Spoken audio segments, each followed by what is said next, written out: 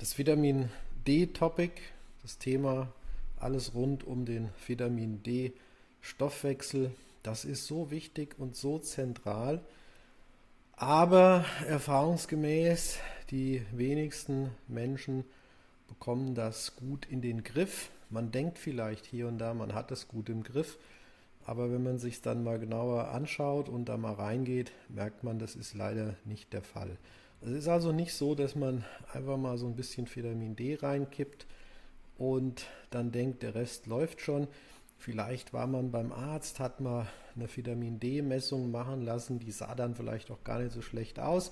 Und dann denkt man, ja gut, abgehakt, das war's. Ne? Und das ist leider nicht der Fall. Da will ich jetzt ein bisschen nochmal reingehen hier in diesem kurzen Video und auch motivieren, dass man sich das mal genauer anschaut.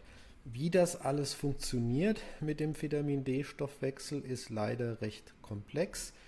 Allerdings ist die Studienlage mittlerweile sehr, sehr solide. Vor 10 Jahren, da hat man ja immer noch ein bisschen gerne diskutiert, bringt das alles was? Was macht man damit? Ist das überhaupt nötig? Darüber wird ja gar nicht mehr diskutiert heutzutage. Jetzt geht es eigentlich mehr darum, wie macht man es richtig? Da gibt es natürlich immer noch neue Forschungsergebnisse, die reinkommen. Aber auf biochemischer Seite ist es relativ klar, was da abgeht. Ne? Und man sieht das hier schön. Ich habe jetzt hier diese Studie mal rausgeholt. Die fand ich ganz interessant, weil darum geht es um diesen Vitamin D Rezeptor, den VDR. Das ist ein ganz wichtiger Bestandteil von diesem Stoffwechsel. Man sieht den hier drin, ne? Also in dem Nukleus der Zelle sieht man den. Der kann natürlich auch außen auf der Zellmembran sitzen. Wir haben auf jeden Fall, man muss sich das vorstellen, wie so eine Steckdose. Da ist dieser Rezeptor, wo dann dieses Calcitriol, das ist die aktive Form, ne, die kann also hier in den Nukleus kommen. Hier ist das Zytosol, das ist also das Zellinnere. Und da hat sich das Calcitriol, die aktive Vitamin D-Form, jetzt es geschafft, da reinzukommen, ne, und die will dann hier andocken sozusagen. Das wäre dann schön, wenn das passieren würde. Man sieht hier diese Kombination auch mit dem RXR, ne, und mit dem VDR, die gehen immer im Pärchen. Interessanterweise, hier braucht man Vitamin A, ganz wichtig, dass das Ding richtig aktiviert wird.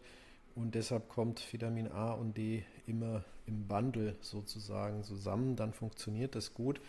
Und dann, wenn die jetzt hier, wie man das sieht, wenn die zusammenkommen, dann kann hier praktisch was gemacht werden, dann kann diese Genregulation erfolgen. Da spricht man ja, dass da bis zu 3000 Gene epigenetisch dadurch reguliert werden können. Und klar, wenn das jetzt hier nicht funktioniert, wir sehen ja hier schon, wenn dieses VDR, ne, dieser Vitamin D Rezeptor vielleicht nicht so gut funktioniert, wenn der im Mangel ist, wenn der gehemmt ist, wenn das Ding hier, der RXR, nicht da ist oder beziehungsweise nicht aktiviert wird, da kann ja so viel falsch gehen dabei und nicht funktionieren. Und dann wird diese ganze Genregulation auch nicht funktionieren. Und das ist ja ein ganz wichtiger Aspekt davon, wenn es um Knochenstoffwechsel geht, vor allen Dingen ums Immunsystem geht, ne, da möchte ich gerne diese 3000 Gene, idealerweise möchte ich gerne optimiert haben, reguliert haben, und wenn es halt die Probleme gibt, angefangen davon, dass natürlich viel zu wenig Vitamin D erstmal da ist, das könnte schon das erste Problem sein.